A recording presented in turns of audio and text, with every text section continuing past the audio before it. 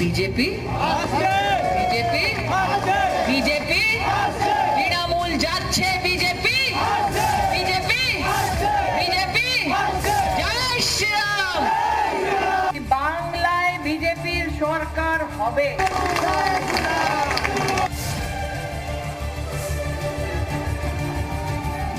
बंगाल में चुनाव हो रहा है, कोई इसे परिवर्तन का चुनाव बता रहा है तो किसी को खेला का इंतजार है।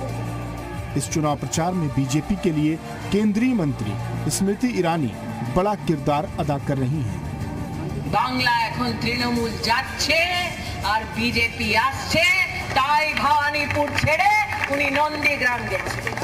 कभी छोटे पर्दे की सबसे चर्चित बहू रही स्मृति ईरानी अब एक नेता, एक सांसद, एक मंत्री और एक स्टार प्रचारक के तौर पर कैसे अपनी भूमिकाएं निभा रही हैं, जानिए बंगाल स्मृति में। नमस्कार, बहुत स्वागत है आपका। और बंगाल स्मृति, जिस तरीके से आप बंगाल चुनाव को देख रहे हैं, तमाम तरह के पहलू एक एक नजर आ रहे हैं। और इस समय हम मौजूद हैं बंगाल में और यहां पर केंद्रीय मंत्री स्मृति ईरानी जी अपनी सुबह शुरू कर चुके हैं और अब वो अपने चुनाव प्रचार के लिए निकल चुकी हैं। और दिनचर्या जब शुरू होती है तो बहुत सारी चीजों का ख्याल रखना पड़ता है। स्मृति ईरानी जी, दिन के काम जब शुरू होते हैं तो बहुत सारी चुनौती होती हैं। सांसद के तौर पर, प्रचारक के तौर पर दिन शुरू हो चुका है, सारे काम शुरू हो चुके हैं। मुझे लगता है कि जब आप एक संसदीय क्षेत्र की जिम्मेदारी रखते हैं तो आपका काम टाइम टेबल और शेड्यूल नहीं देखता। आपको 24 घंटे उपलब्ध होना पड़ता है। साथ ही अगर आपके पास मंत्रालय की भी जिम्मेदारी है तो सतत ही आपको प्रयास ये करना चाहिए कि आप मंत्रालय अथवा फील्ड से संबंधित सभी अधिकारियों के साथ सतत संपर्क में रहें। तो जब आप कहते हैं दिनचर्या शुरू हो गई है, ख़त्म नहीं हुई थी। और मुझे लगता है कि बहुत सौभाग्य मिलता है किसी व्यक्ति को अगर उसको सेवा का मौका मिले। बिल्कुल। और जिनको सेवा का मौका मिलता है वो कंप्लेन नहीं कर सकते। और ये सतत प्रक्रिया का जो आपने जिक्र किया है, चुनाव भी एक सतत प्रक्रिया ऐसे ही चलती है लोकतंत्र में। तो काम के साथ चुनावों में भी अब आप जाने वाली हैं, बड़ी सारी रैलियां हैं, उसको लेकर क्या खास तैयारियां हैं? कोविड का प्रकोप जिस प्रकार से बढ़ रहा है देश में, हम बड़ी जिम्मेदारी से अपना प्रचार करने का प्रयास कर रहे हैं। जहाँ जहाँ जाती हूँ वहाँ पर लोगों से यही आग्रह करती हूँ कि आप मास्क पहन कर रखें। बार बार आग्रह करते हैं कि 2 गज दूरी बना कर रखें, हाथ बार बार साबुन से धोएं। हम सबकी जिम्मेदारी तो है कि हम जनता के सम्मुख उपस्थित रहें 24 घंटे। कई बार जनता देखते हुए कि उनके प्रतिनिधि आए हैं, भारी मात्रा में एकत्रित भी होते हैं, तब भी बार बार कोशिशें होती है कि प्रचार में किस प्रकार से एक नए बंगाल का सृजन करना है विकास की दृष्टि से। उसी के साथ साथ कोविड के प्रोटोकॉल्स भी हम लोग फॉलो करें। आपने चुनौतियों का जिक्र किया, चाहे कोविड की चुनौती हो या फिर बंगाल की चुनौती, तो ये जो आखिरी चरण चल रहे हैं ये भारतीय जनता पार्टी के लिए एक नई चुनौती मानी जा रही है। लेकिन इस दौरान कांग्रेस की तरफ से हाल ही में अधीर रंजन चौधरी ने कहा है कि जो चुनाव है अब रमजान के बाद होना चाहिए और कोरोना की स्थिति को देखते हुए बाद में कराना। मुझे नहीं लगता कि इन फैसलों से या इन घोषणाओं से इलेक्शन कमीशन की अपनी प्रक्रिया कोई बदलने वाली है। ये शायद इस बात का संकेत है कि कांग्रेस का नेतृत्व भी स्वीकार कर रहा है कि बंगाल में उनको किसी प्रकार से जनता का सहयोग अथवा आशीर्वाद नहीं मिल रहा। ये गौर करने वाली बात है कि बंगाल में न सिर्फ कांग्रेस का राष्ट्रीय नेतृत्व एब्सेंट रहा, बल्कि साथ ही बंगाल में जिस प्रकार से कांग्रेस ने एक बैकडोर सपोर्ट तृणमूल को दिया है, मात्र कांग्रेस ने नहीं बल्कि वामपंथ ने भी तृणमूल को जिस प्रकार से अपना सहारा दिया है, प्रचार ना करके जिस प्रकार से वामपंथ और कांग्रेस पहले चुनाव में दिखाई देते थे, इस बार एब्सेंट रहे हैं। और उसका कारण मात्र एक है कि सब एकजुट हो रहे हैं ताकि बीजेपी को वो सेवा में आने का मौका ना दे। एक चीज़ और है, क्योंकि खेल हम बचपन से खेलते आए हैं, पढ़ाई भी करते हैं, लेकिन कहते हैं कि खेलना बहुत ज़रूरी है शरीर के लिए। और बंगाल में खेल नहीं, खेला चल रहा है, खेला होवे। तो जनता खेला किसका करने वाली है? देखिए, राजनीति और विशेष राजनीति के माध्यम से जनता की सेवा का मौका पाना, वो क्यों हम मौका चाहते हैं? ताकि लोगों के जीवन को बेहतर कर सकें। और लोगों के जीवन से जुड़ी चीज़ें, क्या कोई खेल हो सकता है? इसलिए जब मैंने प्रचार की अपनी शुरुआत की थी यहाँ पर, मैंने कहा कि दीदी 10 साल से लोगों की ज़िंदगी के साथ खेली तो रही है बंगाल में। आज बंगाल की जो हालत है, चाहे वो अर्थव्यवस्था हो, चाहे वो लॉ एंड ऑर्डर हो। एक पॉलिटिकल लीडर इस चुनाव में ये तक कह दे कि आप पैरामिलिट्री फोर्सेस को घेर लें, उन पे आक्रमण करने के लिए उन्हें उत्तेजित करें, इससे और बदतर क्या हाल हो सकता है बंगाल में। तो दीदी भले ही खेल खेल रही हों, लेकिन राजनीति हमारे लिए भारतीय जनता पार्टी में सेवा का एक माध्यम है। हमारे लिए लोगों का जीवन कोई खेल नहीं है, बंगाल का भविष्य कोई खेल नहीं है, और हम विकास का संकल्प लिए ही इस प्रचार में उतरे हैं। और ये संकल्प फलीभूत हो रहा है क्योंकि आप भी जानते हैं बंगाल में भाजपा की एक लहर है। बिल्कुल, राहुल गांधी ने एकाएक अपनी रैलियां कैंसिल कर दी और उसी दौरान अधीर रंजन चौधरी अपनी रैली कर रहे थे। नहीं, राहुल गांधी को कोई बंगाल बुला नहीं रहा था उनके पार्टी का व्यक्ति, इसलिए उनकी रैली शुरू से हुई ही नहीं। तो ये इंटरेस्टिंग है कि वो धड़ल्ले से रैलीज केरल में कर रहे थे, ये भी एक सत्य है। और शायद एक कड़वा घूंट उन्होंने भी पिया कि बंगाल में उन्हीं की पार्टी के लोग उनको रैलीज में अथवा किसी भी कार्यक्रम में आमंत्रित नहीं कर रहे थे। तब अगर राहुल गांधी स्वयं अपनी पार्टी को बंगाल यूनिट में इस प्रकार से स्वीकार नहीं, तो मुद्दा मेरा नहीं है, वो कांग्रेस पार्टी का है। क्या आपको अमेठी याद आता है? वहाँ पर भी आपने ऐसे ही प्रचार किया था और राहुल गांधी कहीं नजर नहीं आए थे। नहीं, याद आता तो तब जब मैं भूल जाती तो अमेठी कहाँ मेरे जीवन से अलग है, अभिन्न है। इस प्रचार में भी जब दिन की शुरुआत होती है और दिन का अंत होता है, और मध्य में भी जब अमेठी से कोई दरकार आती है, चाहे वो व्यक्ति हो चाहे वो प्रशासन हो, मैं उपलब्ध हूँ।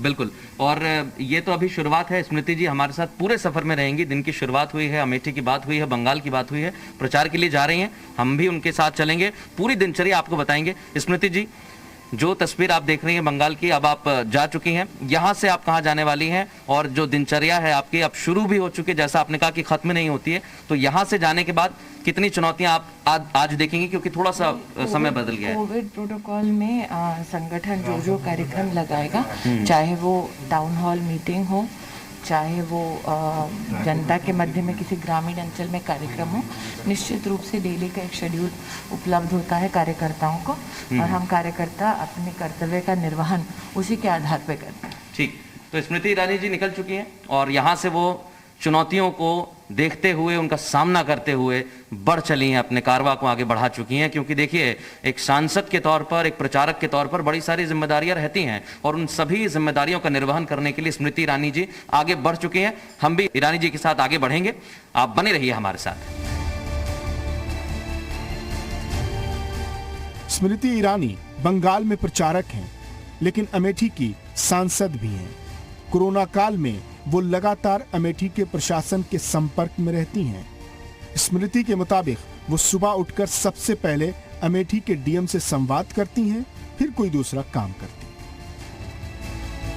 कोविड-19 की दूसरी लहर है, इसके दृष्टिगत लगातार माननीय सांसद महोदय के द्वारा जो है समीक्षा भी की जाती है, तथा इम्पोर्टेंट जो हमारे पॉइंट्स हैं उन पर वार्ता की जाती है, तथा आवश्यक दिशा निर्देश भी दिए जा रहे हैं। इसमें वर्चुअल माध्यम से उनके स्तर से सभी हमारे जो टेली मेडिसिन के डॉक्टर हैं उनकी भी समीक्षा की गई, तथा जनपद की जो एक सामान्य हमारी जो स्थिति है, जिसमें कि हमारे यहाँ की बेड की संख्या, हमारे यहाँ पर जो कोविड पेशेंट्स हैं उनको क्या दवाइयाँ, उनकी स्थिति है, इत्यादि सभी बिंदुओं पर जो है गहन इसकी समीक्षा भी की जा रही है, और लगातार जो मार्गदर्शन हमें इसमें मिलता रहता है। इसके अतिरिक्त जो हमारी कई सारी लॉजिस्टिक की समस्या है उनका भी हल उनके स्तर से कराया जाता है। माननीय सांसद महोदय के स्तर से लगातार फोन के स्तर से मेरी बात उसमें होती रहती है, तथा उनके स्तर से निर्देश भी मिलते रहते हैं।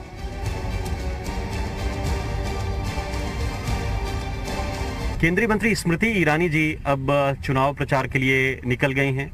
कोविड का दौर है और कोविड के दौर में रैलियों का स्वरूप बदला है। भारतीय जनता पार्टी ने यह फैसला लिया है कि वो अब छोटी छोटी रैलियां, कुछ लोगों के साथ बातचीत, संवाद जारी रखेंगे। लेकिन एक अलग पहलू स्मृति ईरानी जी की शख्सियत का ये है कि वो एक क्षेत्र की सांसद भी हैं, इस देश की मंत्री भी हैं और भारतीय जनता पार्टी की स्टार प्रचारक भी हैं। तो तीनों पहलुओं को एक साथ लेकर चलना ये ऐसे हालात में बहुत कठिन है, जबकि दौर कोविड का है और हर पल लोग एक अपने सांसद को, अपने जनप्रतिनिधि को अपने पास देखना चाहते हैं। स्मृति जी, हम देख रहे थे अभी कुछ देर पहले आपकी अमेठी के डीएम से बात हो रही थी, रायबरेली भी, चूंकि आप, लेकिन आपका संसदीय क्षेत्र नहीं है, लेकिन वहाँ भी आप लगातार टच में हैं। तो जब आप ये शुरू करती हैं कि आपको प्रचार पे जाना है, किन जगहों पे जाना है, उनके बारे में भी अध्ययन करना है, और साथ साथ ये चुनौतियां भी हैं, इन सबको एक साथ कैसे मिला के चल रहे हैं? मेरे लिए प्राथमिकताएं हम लोग बदल नहीं सकते। जितना प्रिय अमेठी का मेरे लिए काम है, उतनी ही बड़ी जिम्मेदारी मंत्रालय में है, और साथ ही एक प्रचारक के नाते जो पार्टी की अपेक्षाएं हैं उस पर भी खरा उतरता है हर कार्यकर्ता।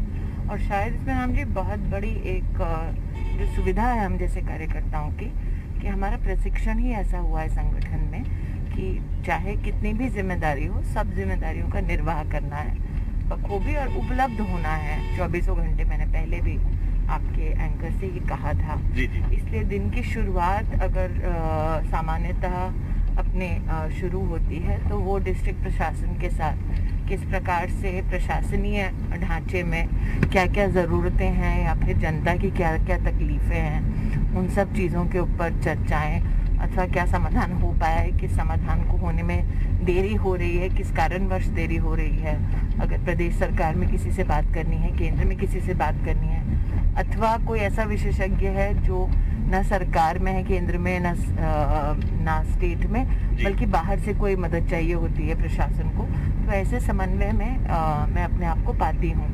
साथ ही हमारा वहाँ का लोकल जो भारतीय जनता पार्टी का संगठन है, दिनचर्या की शुरुआत प्रशासन के साथ साथ संगठन के साथ भी होती है।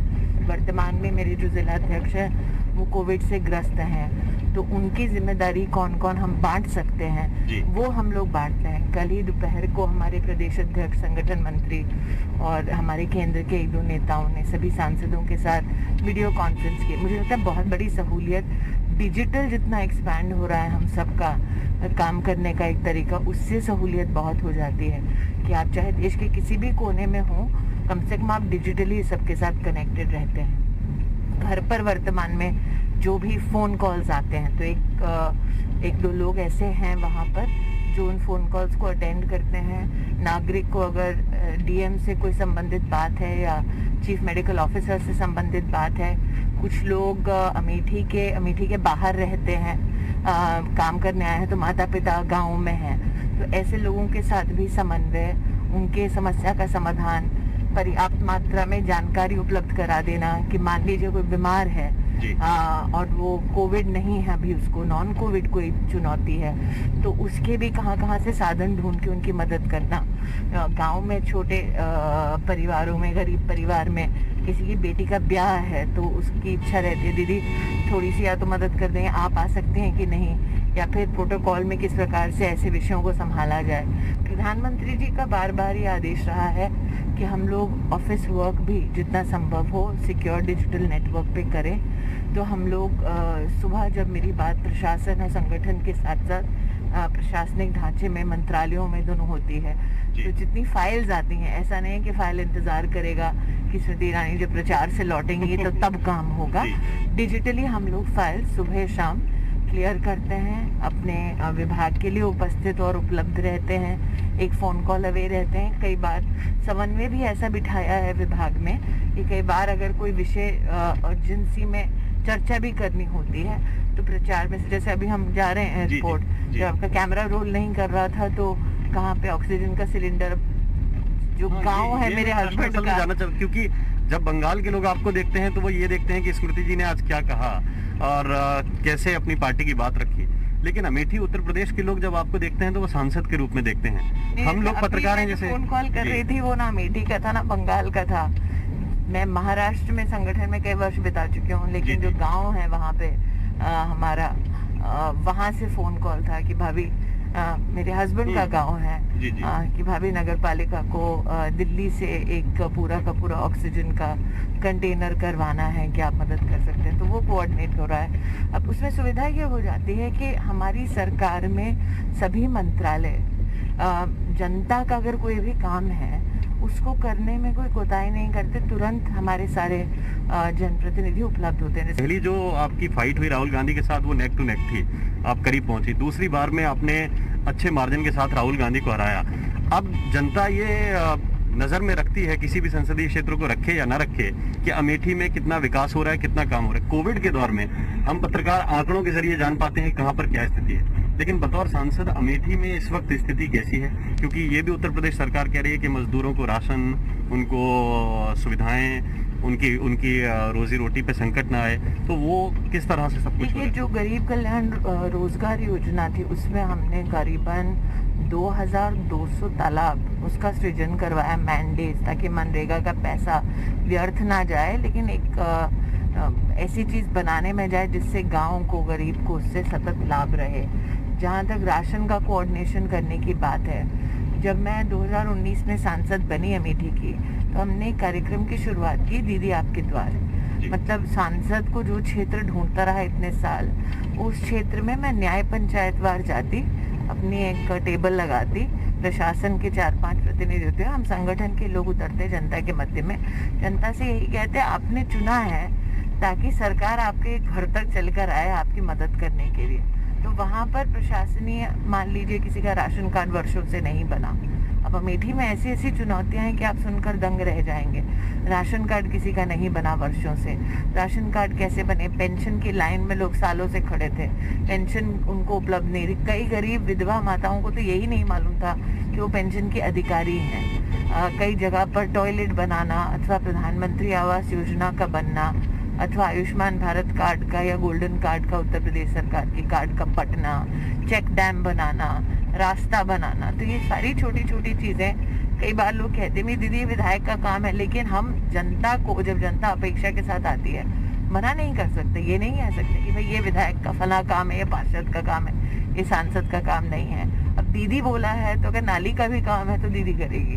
ठीक है। अब तो जब कोविड आया, हमने ये निर्णय लिया कि हम अपने कार्यकर्ताओं के माध्यम से हर न्याय पंचायत में लैपटॉप पहुंचाएं जनता के लिए। फिर सीधा मैं सम्मुख वीडियो कॉन्फ्रेंस के साथ जनता की जो जो चुनौतियां थी, उन सारी चुनौतियों में उनके साथ सतत संपर्क में रह के, और फिर वहाँ पर भी प्रशासन जुड़ा था उसमें, और फिर वो लोग, प्रशासन के लोग भी सुनते थे कि मैम ये है, और वो फीडबैक फिर लिखित रूप में मुझे मिल जाता रहा कि जनता की ये शिकायत थी, उसका कैसे समाधान हुआ। और उसके बाद मैं फ़ोन भी करती हूँ कि जी देखिए प्रशासन ने कहा है समाधान हो गया है, या वाकई में आपका समाधान हुआ है या नहीं। तो एक कंटिन्यूअस प्रोसेस है, एंगेजमेंट है, और 25 लाख की आबादी है, तो एक व्यक्ति और सेवा दे रहे हैं 25 लाख लोगों को। तो कोशिश हमारी बनी रहती है कि हम किसी की भी उम्मीद पर। ठीक, तो एक ये दीदी हैं जो अमेठी में ऐसा काम कर रही हैं, और दूसरी दीदी ये बंगाल में हैं जो इतने सालों से यहाँ पर शासन कर रही हैं। आपकी स्मृति, आपका चूंकि नाम है, तब मैं ये पूछता हूँ कि अब पिछले 2 महीनों की बंगाल की स्मृति कैसी है, कितना फेर बदल। जब आप लोगों ने कैंपेन शुरू किया, कैलाश विजयवर्गीय जी यहाँ बहुत पहले से काम कर रहे हैं, उन्होंने शुरू किया, आप लोगों ने कैंपेन किया, अभी 2 महीनों में अगर देखें आखिरी 2 चरणों से पहले, तो कितना बदलाव आपने देखा है? प्रधानमंत्री जी के नेतृत्व में भारतीय जनता पार्टी के कई कर्मठ नेता बंगाल में आशोल परिवर्तन लाने के लिए मदद कर रहे हैं और अपना योगदान दे रहे हैं। और ये चुनौती इसलिए भी है क्योंकि हमारे 130 कार्यकर्ताओं को मौत के घाट यहाँ पर उतारा गया है। आपने हाल फिलहाल में देखा कि हमारे मालदा के एक कैंडिडेट को मौत के घाट उतारा गया, हमारे एमएलए को फांसी लटकाई गई। शायद चूंकि देश में कई लोगों को इस बात का एहसास नहीं कि तृणमूल कांग्रेस ने किस प्रकार से क्राइम को, वायलेंस को और रेप को, महिला कार्यकर्ताओं के साथ तो बहुत अत्याचार और दुर्व्यवहार हुआ। पंचायत के जब चुनाव हुए थे तब महिला जो खड़ी हो रही थी तृणमूल के खिलाफ, गुंडे जाकर न सिर्फ बदसलूकी कर रहे थे, कई जगह पर रेप की भी घटनाएं आई।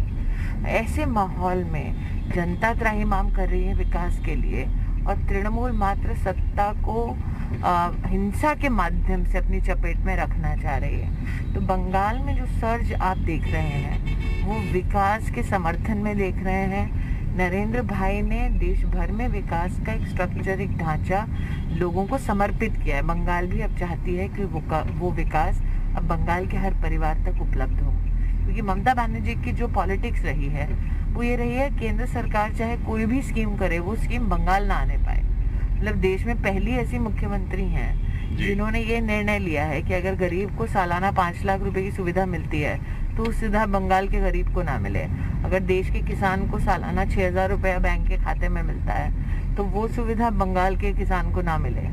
आपका राजनीतिक मतभेद हो सकता है जी, लेकिन मोदी से गुस्सा हो और ममता ने बंगाल की जनता से बदला निकाला है, ये किसी की समझ में शायद नहीं बैठता। कि आपका चाहे जितना भी बैर हो नरेंद्र मोदी से, आप बंगाल की जनता के प्रति इतनी घृणा क्यों दिखाते हैं? तो इसीलिए हम जो बंगाल में सर्ज देख रहे हैं परिवर्तन की, वो सर्ज जो है वो नरेंद्र भाई के विकास के एजेंडे के प्रति जनता की अपेक्षा का सर्ज है। मैं ये कह रहा था कि दीदी का अगर हम नाम लें तो दीदी का जब भाव आता है तो पवित्र बड़ी बहन का भाव आता है। दीदी माने दया करुणा उनके साथ जुड़ती है। एक भाव ममता का भी होता है, लेकिन इन ममता दीदी के साथ वो भाव जुड़ रहा है बंगाल की जनता के साथ। मुझे कहीं ना कहीं, और आप भी अपने भ्रमण में इस बात को कहीं ना कहीं देखेंगे कि महिला हो या नेता पुरुष हो, अपेक्षा क्या होती है जनता की। अब हर नागरिक ये नहीं कहता कि ताजमहल बना के खड़ा कर दो। नागरिक मूलतः सुविधाएं चाहता है। बंगाल में शायद ही कोई और प्रदेश ऐसा हो जहाँ पर एक राजनीतिक दल जबरन अपनी पार्टी के रंग से आपका घर रंग दे। जी, ये आप चूंकि आज कुल्टी जा रही हैं, उसके बाद मुर्शिदाबाद में भी है, लौट के आपको भवानीपुर भी आना है। और भवानीपुर वो क्षेत्र है जिससे पहले ममता बनर्जी चुनाव लड़ती रही। छोड़ दिया। वो क्षेत्र है जो छोड़ दिया। तो जब हम मुर्शिदाबाद की जिक्र कर रहे हैं, क्योंकि आप वहाँ पे जा रहे हैं, ग्रामीण इलाकों में जनता की समस्याएं क्या हैं? क्योंकि ये भी कहा जाता है बीजेपी के बारे में कि ये पोलराइज करते हैं वोटों को। देखिए, जब सड़क की बात करते हैं, वो सड़क क्या पूछती है चलने से पहले हिंदू चल रहा है मुसलमान? जब नलके की बात करते हैं और नल से स्वच्छ जल की बात करते हैं, वो पानी पूछता है क्या जो इंसान पीता है कि तुम्हारी जात क्या है, तुम्हारा धर्म क्या है? जब नरेंद्र मोदी कहते हैं कि घर में बिजली आएगी, बिजली का तार आपके घर में आपका धर्म और जात पूछ के आती है क्या? जी। तो ये पोलराइजेशन कैसे हुआ जब विकास के ऊपर हम लोग केंद्रित रह रहे हैं? सारी रैलियां जय श्री राम से शुरू होकर जय श्री राम पे। राम का नाम, और मैं जिस व्यक्ति से बात कर रही हूँ उन्हीं का नाम राम है। अब राम का नाम क्यों जप रहे हैं लोग? It's a people's revolt against Mamata Bandyopadhyay. And what is the people's revolt? Ram का नाम तब लेना शुरू हुआ बंगाल में जब ममता बनर्जी ने कहा कि भगवान का नाम आप ले नहीं सकते, भगवान के नाम पे आप शोभा यात्रा नहीं निकाल सकते, दुर्गा पूजा में आप मूर्ति का विसर्जन नहीं कर सकते, सरस्वती पूजा आप कर नहीं सकते। जी। जब आप लोगों के धर्म को, उनकी भावनाओं को सप्रेस करोगे तो इंसान बोलेगा नहीं क्या? और आज बंगाल में जय श्री राम का जो नारा आप कहते हैं, वो एक भावना है बदलाव की, वो एक भावना है ममता बनर्जी को बोलने की कि अब हो गया बस, और अत्याचार आपका हम नहीं सहेंगे। और वो अत्याचार क्या है? बंगाल में दुर्गा पूजा हमारी एक सांस्कृतिक धार्मिक विरासत तो है, सांस्कृतिक विरासत भी है। जो मैं हमारी कह रही हूँ, मेरी माताजी बंगाली है। जी जी। तो हमारी एक सांस्कृतिक विरासत भी है। उस बंगाल में आप कहते हो सरकार से जाके चिट लेना पड़ेगा अगर आपको अपनी गली में माँ की आराधना करनी है। तो ये जो जय श्री राम का नारा है, ये पोलराइजेशन का नारा नहीं है, रिवोल्ट का नारा है। ममता बनर्जी उन लोगों के पीछे दौड़ जाती हैं जो ये नारा लगाते हैं। प्रधानमंत्री जी के साथ जो कार्यक्रम था, पहले दौड़ रही थी, अब नंदीग्राम के चुनाव में चंडी पाठ कर रही है। जी। क्योंकि उनको भी समझ में आ रहा है कि ये कोई बीजेपी का नारा नहीं है, ये जनता से उठी आवाज है। वरना जो महिला भगवान का नाम नहीं सुनना चाह रही थी, राम का नाम नहीं सुनना चाह रही थी, वो अचानक चंडी जी का पाठ कर रही हैं। संभव है।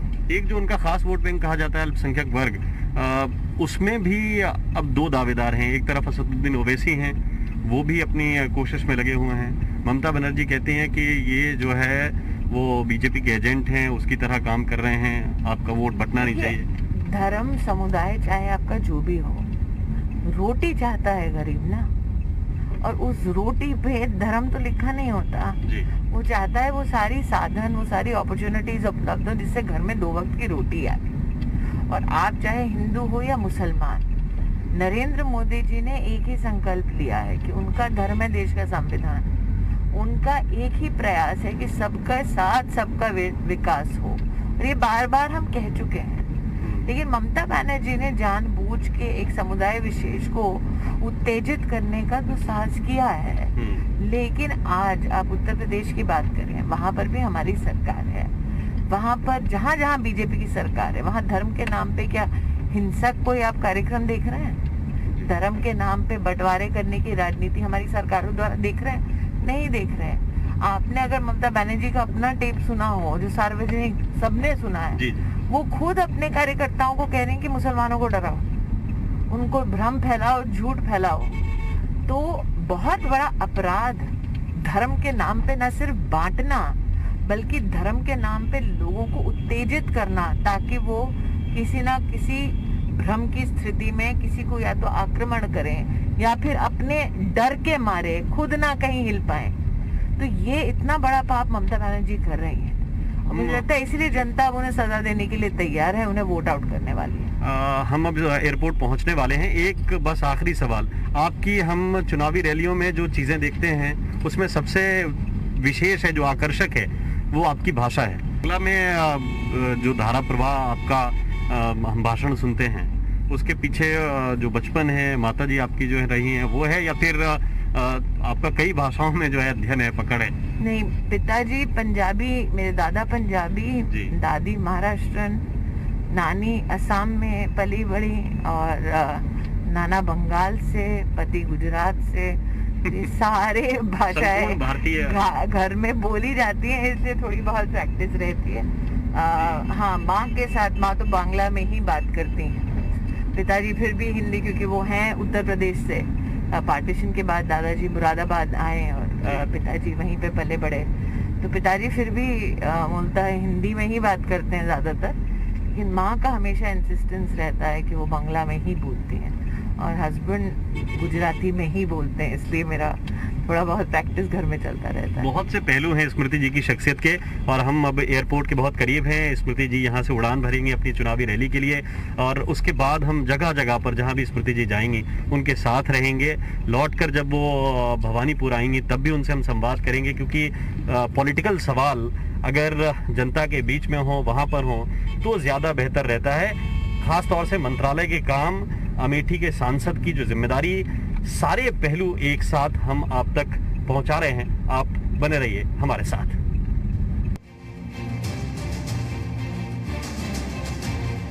अमेठी में राहुल गांधी को हराने वाली स्मृति ईरानी की ताकत वहां के लोगों से जुड़ाव है, वहां के संगठन का साथ है।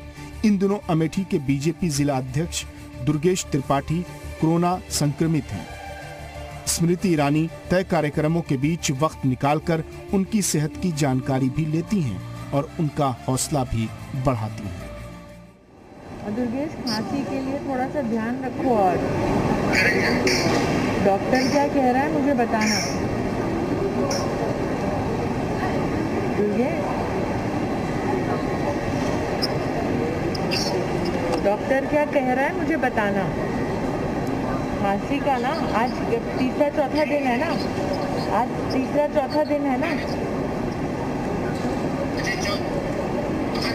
घर में किसी और को तो नहीं हुआ ना? घर में किसी और को नहीं हुआ ना?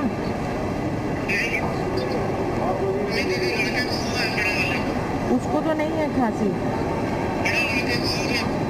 उसको तो नहीं है खांसी। बाकी सब तो आइसोलेट है ना घर में दूसरी जगह पे। सीटी चेस्ट कब हो रहा है?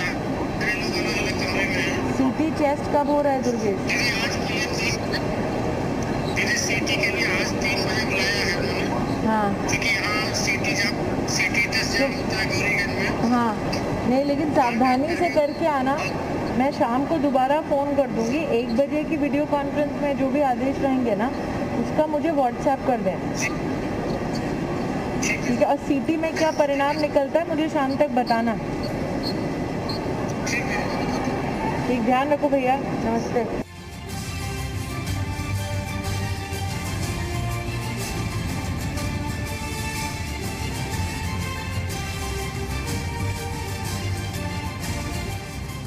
আমি এক একটি মানুষকে আজকে হাত জোড় করে বলতে এসেছি, বাংলার মানুষ নির্ধারিত করে নিয়েছে কি বাংলায় বিজেপির সরকার হবে।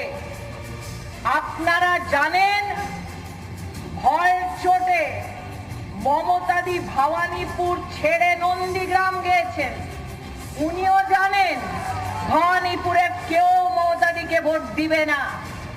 তাই আপনাদেরকে বলতে এসেছি, বাংলায় বিজেপির সরকারটা প্রতিষ্ঠিত হচ্ছে কান্ডিতে পদ্ম ফুল ফুটে, এটার জন্য 29 তারিখে আপনারা পোলিং বুথে গিয়ে পদ্ম ফুলের বাটনটা টিপিয়ে গৌতম দাসকে আপনাদের আশীর্বাদটা করুন। আজকে এই নিবেদনটা জানাতে এসেছি।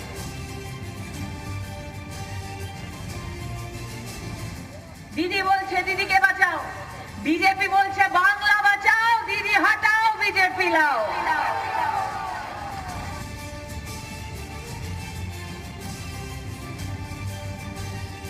বলুন ভারত মাতা কি, ভারত মাতা কি জয় শ্রীরাম।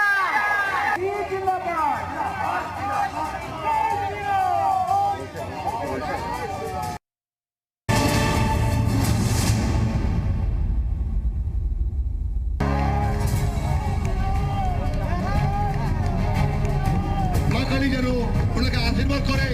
ওনার যে লড়াই আমেরিকা লড়েছিলেন, बांग्ला बचाओ, दीदी हटाओ, बीजेपी लाओ। तो केंद्रीय मंत्री स्मृति ईरानी मुर्शिदाबाद में अपनी सभा को खत्म करके पहुंच चुकी हैं एक बार फिर कोलकाता, और मुर्शिदाबाद में सभा खत्म करके स्मृति ईरानी पहुंची है। स्मृति ईरानी पहुंच चुकी है भवानी।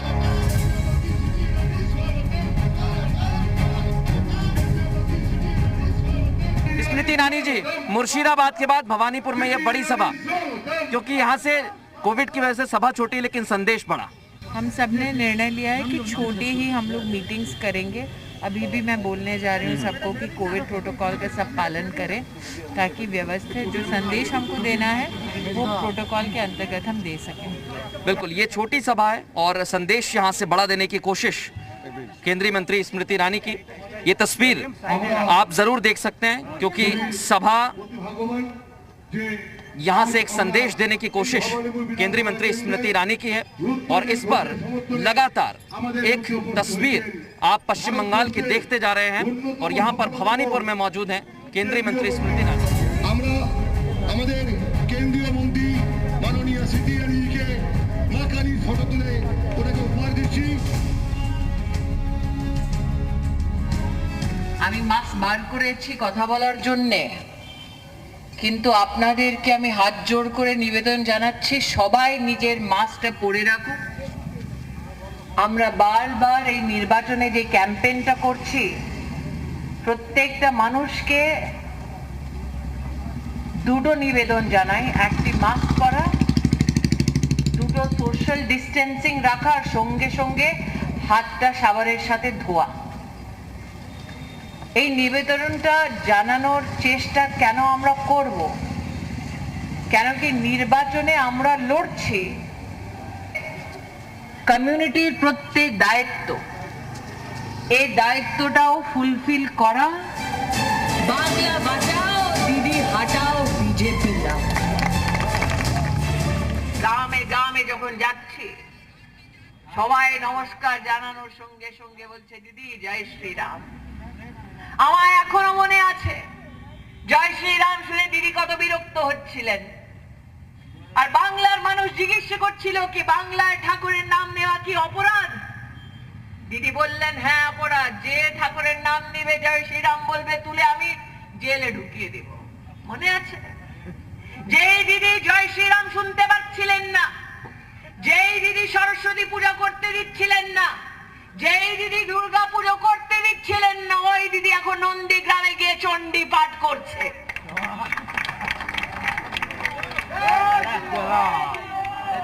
কেন করছে? কেন কি দিদির জন্য এই নির্বাচনটা খেলা। দিদি বলেছেন তো খেলা হবে। আমি বললাম নন্দীগ্রামে গিয়ে কি দিদি 10 বছর ধরে তুমি খেলাই তো করছো বাংলার মানুষের সাথে, আর কি খেলা করেছে? রক্ত নিয়ে খেলা করেছে বাংলায়।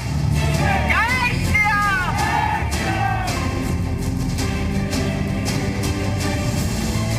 और इस समय भवानीपुर की सभा से केंद्रीय मंत्री स्मृति ईरानी निकल रही हैं, क्योंकि दिन भर से मुर्शिदाबाद और भवानीपुर में सभा कर रही हैं और अब होटल की तरफ रवाना होंगी। तो जो तस्वीर आप देख रहे हैं, ये देखिए सड़कों पर निकल के स्मृति ईरानी जी भवानीपुर में छोटी सभा में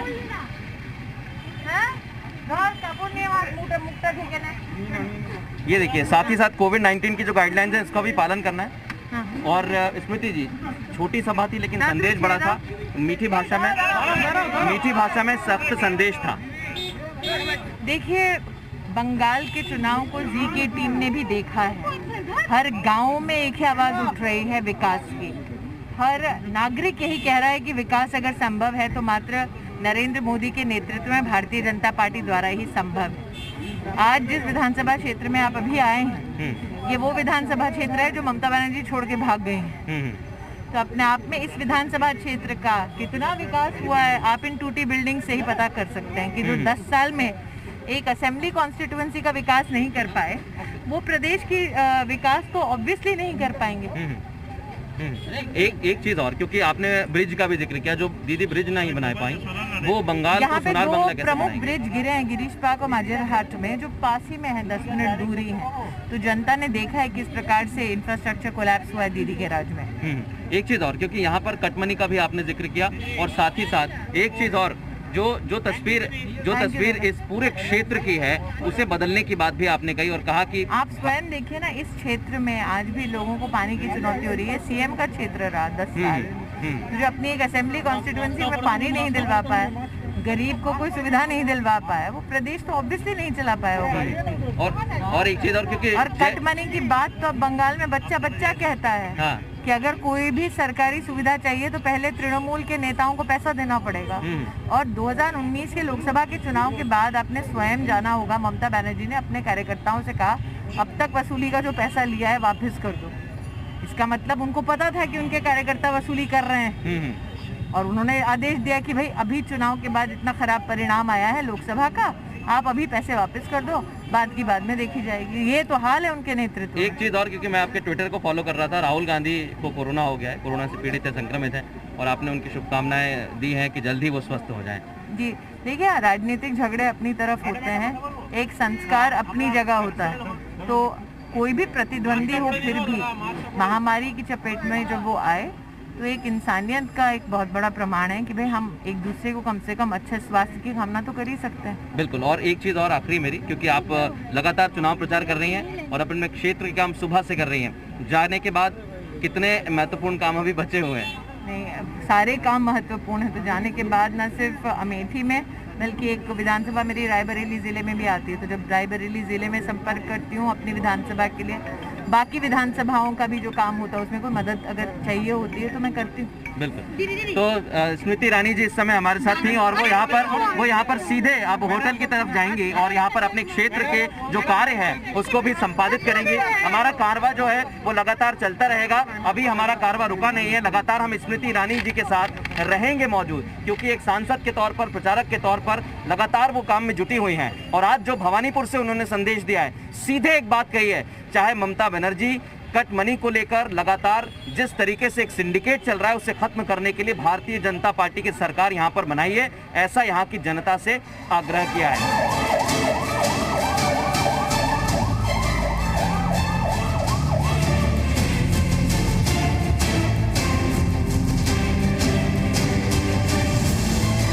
भवानीपुर की सभा के बाद केंद्रीय मंत्री स्मृति ईरानी होटल पहुंच चुकी हैं, और जैसा हमें पता है कि कुछ ही मिनट का उन्होंने कुछ ही क्षण का ब्रेक लिया और उसके बाद तुरंत अपने नित्य के जो काम है उसमें जुट चुकी हैं, मंत्रालय से जुड़े हुए जो काम है उसमें जुट चुकी हैं। बिल्कुल, हम भी चल के देखते हैं, क्योंकि काफ़ी बिजी शेड्यूल था सुबह से स्मृति ईरानी का, और अब हम जब उनके रूम में आए हैं। हेलो मैम, आ सकते हैं हम लोग?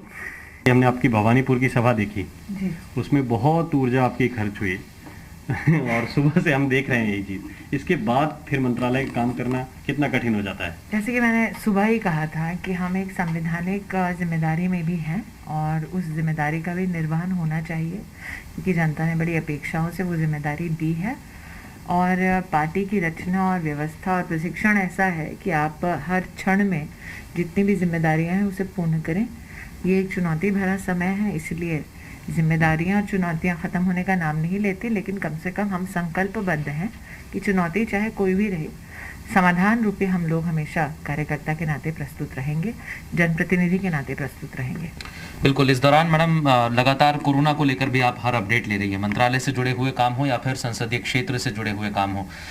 बहुत कठिन हो जाता है ऐसे दौर में जब चुनौतियां स्वास्थ्य से जुड़ी हुई भी आपके सामने आती हैं क्षेत्र से। मुझे लगता है कि विश्व भर जब एक पैंडेमिक की चपेट में है, महामारी की चपेट में है, तो सरकारें तो प्रयास करती ही हैं, साथ में सहयोग की दरकार होती है जनता से। हमने पहला जो वेव आया था तब देखा था कि कैसे सरकार और जनता के मध्य में समन्वय रहा। आज चाहे मेरा वो आउटरीच रहा हो पब्लिक, जिसमें मैंने भी जनता से निवेदन किया कि आप 2 गज दूरी बना कर रखें, मास्क पहन कर रखें।